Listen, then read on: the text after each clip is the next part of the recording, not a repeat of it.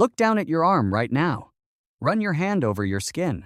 Feel how smooth and bare it is. Now picture almost any other mammal on Earth, a wolf, a horse, a chimpanzee, your own close cousin, all of them wrapped head to toe in thick fur. And then there's you. Soft, exposed, nearly naked. We are the strange ones. Out of thousands of furry mammals, our species walks around with skin laid bare to the sun and the wind and the cold. One writer famously called us the naked ape.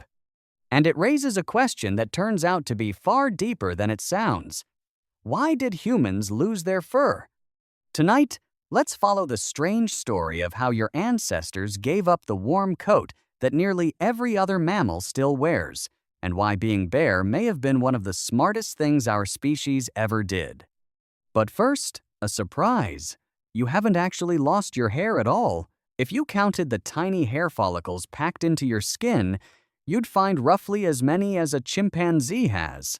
They're all still there. The difference is what they grow. On a chimp, each follicle sprouts a thick, dark strand of fur. On you, almost all of them grow a hair so fine, so short, so pale, that you can barely see it. Look closely at your arm, and you'll spot them, a faint fuzz of nearly invisible threads, so you are not truly hairless. Your fur simply shrank, almost to nothing. And the real question is, why our thick coat faded away into this whisper of hair? To see why that's so strange, you have to appreciate what fur is for. A coat of fur is a wonderful piece of equipment. It keeps an animal warm through cold nights. It shields the skin from sun and scratches. It can hide an animal in dappled light or carry the colors it needs to attract a mate. Fur is so useful that nearly every mammal keeps it. Giving it up is a costly, dangerous move. So whatever made our ancestors lose theirs, it had to offer something powerful in return. And the story begins with heat. Imagine the world of your early ancestors. They were leaving the cool shade of the forest and stepping out into the wide, open African savanna. Out there, under a blazing sun, they began to do something unusual for an ape.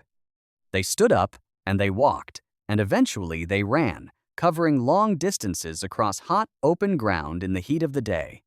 And that introduced a deadly new problem: overheating. A body that works hard generates enormous heat, and a brain, especially a large and growing one like ours, is extremely sensitive to it. Let your body get too hot, and you collapse. For an animal trying to travel and hunt under the midday sun, getting rid of heat became a matter of life and death, and a thick coat of fur is exactly the wrong tool for that job. Fur traps heat against the body like a blanket. This brings us to the leading explanation, the one most scientists favor. Losing fur was about cooling down, and the key to it is something you do every single day without thinking. You sweat.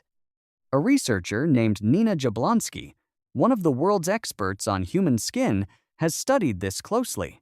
As our ancestors lost their fur, they became, in her words, champion sweaters. Your skin holds millions of tiny sweat glands, far more active ones than almost any other animal. When you overheat, they flood your skin with water, and as that water evaporates, it carries the heat away and cools you down. It is a beautifully effective cooling system, but here's the catch. It only works on bare skin. A thick coat of fur would trap the sweat against the body and stop it from evaporating. To become a sweating animal, you first had to become a nearly naked one. Fur was the price of staying cool.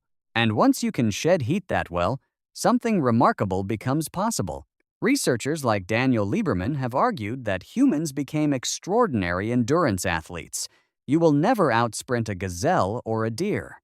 Over a short dash, almost any prey animal would leave you far behind.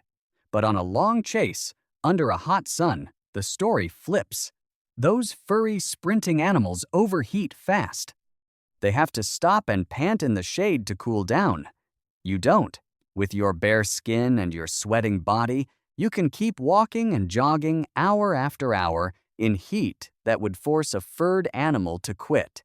Some scientists think early humans used exactly this trick to hunt, simply following an animal at a steady pace until it overheated and collapsed from exhaustion. Your naked, sweating skin wasn't a weakness. It was a hunting weapon. But losing your fur came with a serious cost, and your body had to pay it.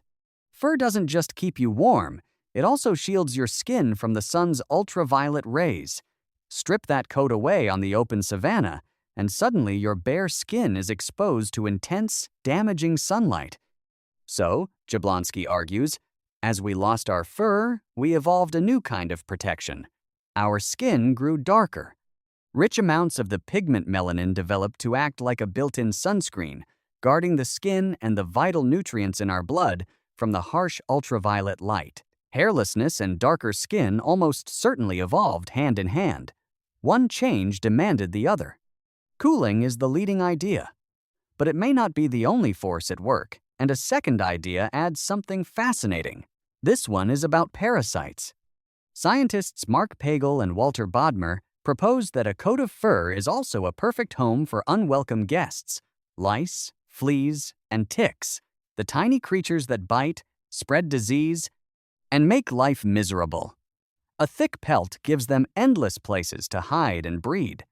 Strip the fur away, and you strip away their hiding places too.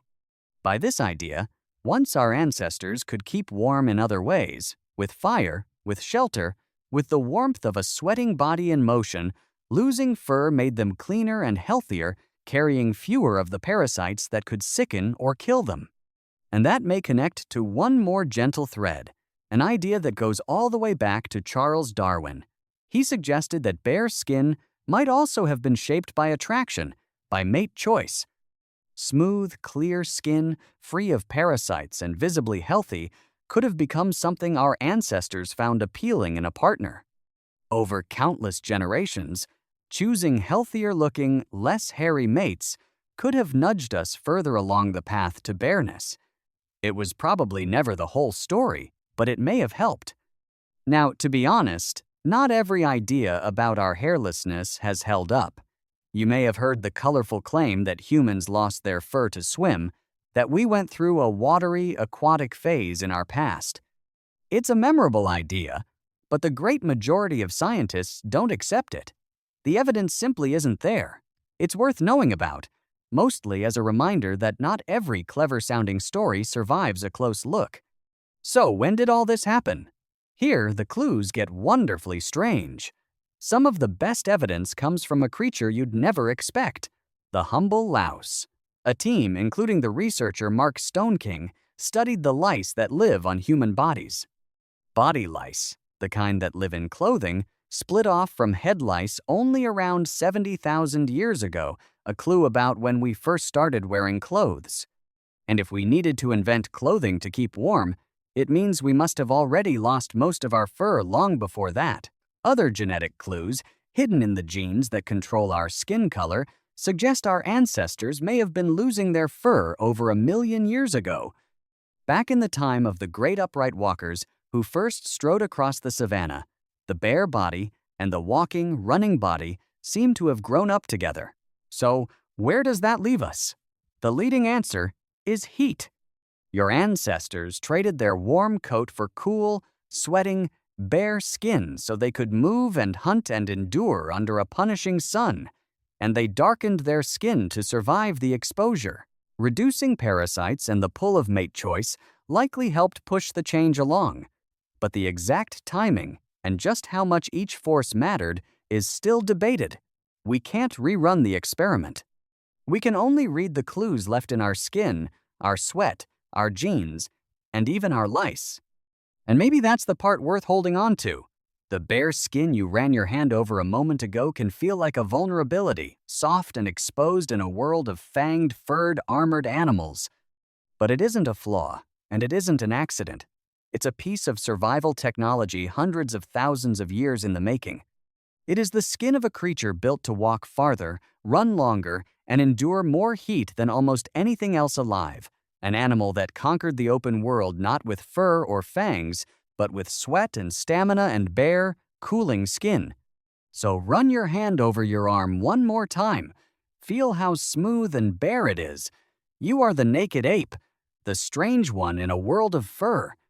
And that nakedness, far from leaving you defenseless, may be one of the oldest and cleverest survival tools your species has ever owned.